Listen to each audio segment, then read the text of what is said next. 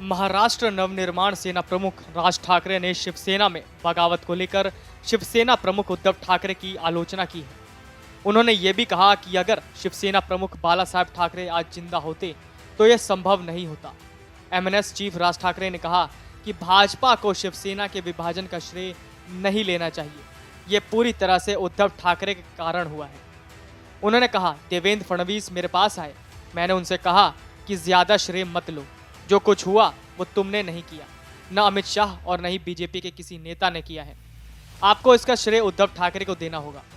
बाला साहेब ठाकरे के भतीजे ने राज ठाकरे से आगे कहा, संजय राउत पर तमाम आरोप लगे कि उनके बयानों के कारण ऐसा हुआ। इसमें संजय राउत का क्या रिश्ता है? मैं समझ सकता हूँ कि हर दिन वो टेलीविजन पर आते हैं, हर दिन वो कुछ ना कुछ कहते हैं जो लोगों को परेशान कर सकता है, लेकिन उनके बयानों से विधायक बटे हुए नहीं थे। उन्होंने कहा, जब बाला साहेब ठाकरे ने सामना शुरू किया तो उनका खर्च 3.54 लाख था, अब वो कुछ ही लोगों के पास जाता है। तब यह बहुत लोकप्रिय था। आज कितने लोग मार्मिकता पढ़ते हैं? कोई नहीं, क्योंकि इसमें बाला साहेब नहीं है। शिवसेना की भी यही स्थिति है।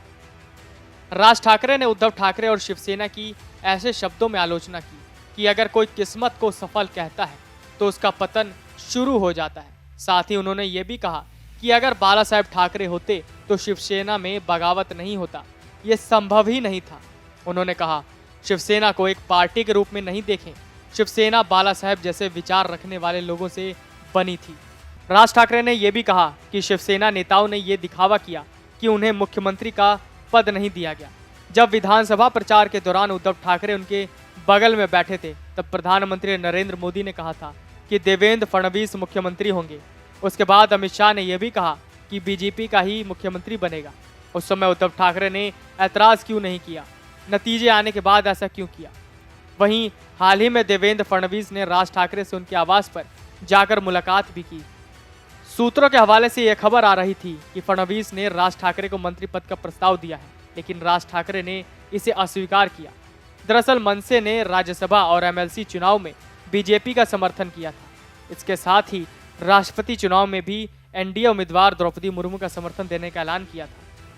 हालांकि चर्चा थी कि राज ठाकरे के बेटे अमित ठाकरे को कैबिनेट मंत्री बनाया जा सकता है, लेकिन राज ठाकरे ने देवेंद्र फडणवीस से मुलाकात के बाद इन कयासों को खारिज करते हुए इन्हें फेक न्यूज़ बताया जा रहा था कि इस बैठक में आगामी निकाय चुनाव, खासकर बीएमसी चुनाव पर चर्चा हुई थी। Video desk amarujala.com। डाउनलोड करें अमर उजाला ऐप और पाएं खबरें लगातार।